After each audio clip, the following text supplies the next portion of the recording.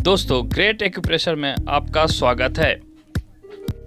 Hello दोस्तों, तो आज हम बात करने वाले हैं पैंक्रियाज की। पैंक्रियाज क्या होता है, इसका आकार कैसा होता है, ये हमारे बॉडी में, हमारे शरीर में कहाँ स्थित रहता है और इसके काम क्या क्या हैं, कितने सारे इसके फंक्शंस हैं और कौन सा फंक्शन से सही नहीं रहने की वजह से हम डायबिटिक हो जाते हैं। इस पूरी जानकारी के लिए आप प्लीज वीडियो के अंत तक बने रहें और अगर आप हमारे चैनल पर नए हैं तो मेरे चैनल को सब्सक्राइब करके नोटिफिकेशन ऑन कर लीजिए, क्योंकि मैं ऐसी वीडियोस लेके आते रहता हूं। तो चलिए शुरू करते हैं। तो दोस्तों, पैंक्रियाज एक्चुअली एक ग्लैंड है, मिक्स ग्लैंड इसे बोला जाता है, जो डाइजेस्टिव सिस्टम के अंतर्गत आता है। ये डाइजेस्टिव सिस्टम का एक अंग बोल सकते हैं। पैंक्रियाज को एक्सोक्राइन और एंडोक्राइन दोनों भी ग्लैंड बोलते हैं। इसमें सिक्रीशन जो होता है स्टमक से, जो खाना ड्यूडेनम में आता है, ड्यूडेनम बोलो तो स्मॉल इंटेस्टाइन का 3 पार्ट होता है, ड्यूडेनम, ज्यूजेनम और इलियम। तो जब स्टमक में हम खाना खाते हैं, खाना खाने के बाद तुरंत खाना खाने के बाद जो प्रक्रिया है वो ड्यूडेनम में चालू होता है। खाना खाने के बाद स्टमक में जो आया खाना, फूड जो स्टमक से निकलता आगे बढ़ता है तो ड्यूडेनम में आता है। ये सारी प्रक्रिया ड्यूडेनम में होती है। तो ड्यूडेनम में जैसे ही फूड ड्यूडेनम में आता है तो एसिड्स भी उसके साथ में आते हैं। फूड के साथ में एसिड्स भी ड्यूडेनम में आते हैं। उस एसिड्स को न्यूट्रलाइज करने के लिए पैंक्रियाटिक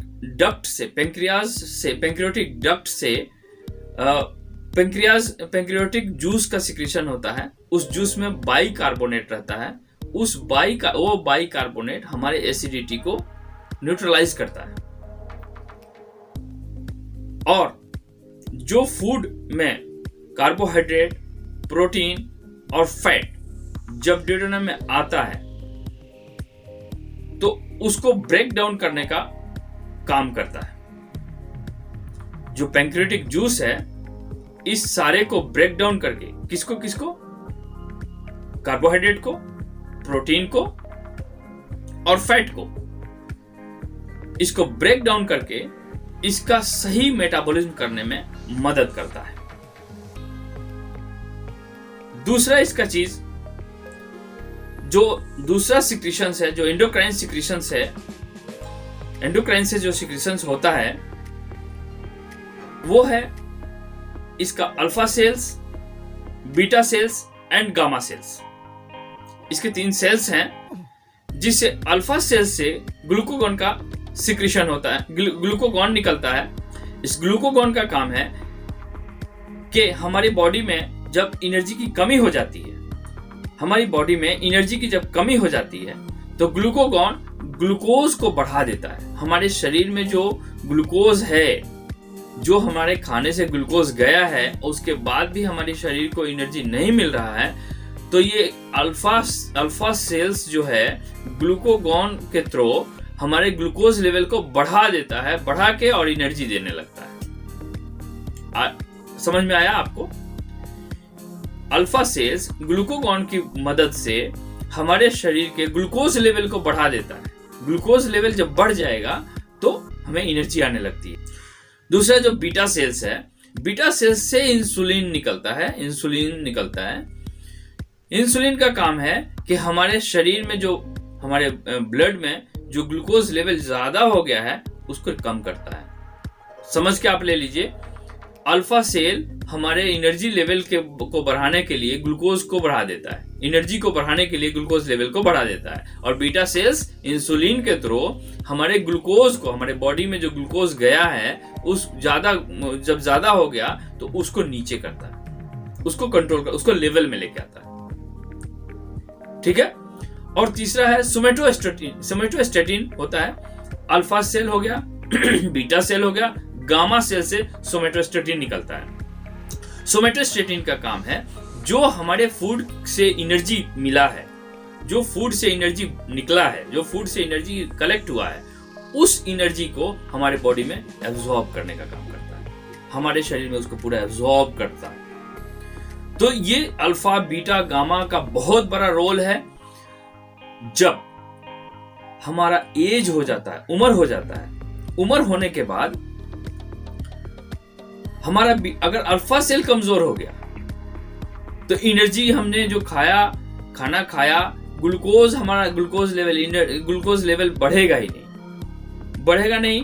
तो हम कहने खाना खाया तो एनर्जी मिलेगा नहीं, क्योंकि अल्फा सेल जो है, ग्लूकागॉन जो है, वो एनर्जी लेवल को बढ़ा नहीं रहा है। ठीक है। दूसरा, उम्र हो जाने के बाद हमारे बॉडी के पार्ट्स जो कमजोर होते हैं उसमें बीटा सेल्स भी कमजोर होता है। बीटा सेल्स इंसुलिन रिलीज करता है, मैंने अभी बताया आपको। इंसुलिन रिलीज करके हमारा जो ग्लूकोज लेवल बढ़ गया है, बहुत ज्यादा बढ़ गया है, उसको कम करने का काम करता है। तो जो बीटा सेल्स अगर डैमेज हो जाएगा, बीटा सेल्स हमारा कमजोर हो जाएगा, तो जो इंसुलिन है वो निकलेगा नहीं तो ब्लड शुगर लेवल जो बढ़ गया है वो कम होगा नहीं। इसलिए हमें हमारा जो अल्फा सेल्स है, बीटा सेल्स है और गामा सेल्स है, इसमें प्रॉब्लम आने की वजह से ही समझो तो हमें डायबिटीज हो जाता है। डायबिटीज हो गया तो कमजोरी आता है, वीकनेस होता है। खाना जब खाना हमने खाया, कार्बोहाइड्रेट लिया, फैट लिया, प्रोटीन लिया, कुछ भी हजम नहीं होता है ठीक से। तो कहा जाता है, हमारे इंडिया में कहा जाता है कि डायबिटीज जो है बहुत सारी बीमारियों का जड़ है। ये डायबिटीज को जड़ माना जाता है। तो इसको आप मेंटेन कर सकते हैं, अपने हेल्थ को बैलेंस डाइट लेकर के आप मेंटेन रख सकते हैं। बैलेंस डाइट लेना चाहिए हम लोगों को। बैलेंस डाइट लेने से हमारा जो अल्फा सेल, बीटा सेल और गामा सेल्स है वो एकदम अच्छा रहेगा। बैलेंस डाइट लेने से ये परफेक्ट रहेगा, तो हम डायबिटिक होने का हमें चांसेस कम रहेगा। आई होप ये वीडियो आपको पसंद आया हो। अगर पसंद आया हो तो प्लीज इसे लाइक कीजिए, अपने दोस्तों में शेयर कीजिए, और इससे रिलेटेड कुछ भी आपकी क्वेरी हो तो आप कमेंट कीजिए। 100% मैं उस कमेंट का रिप्लाई करूंगा। Thank you so much.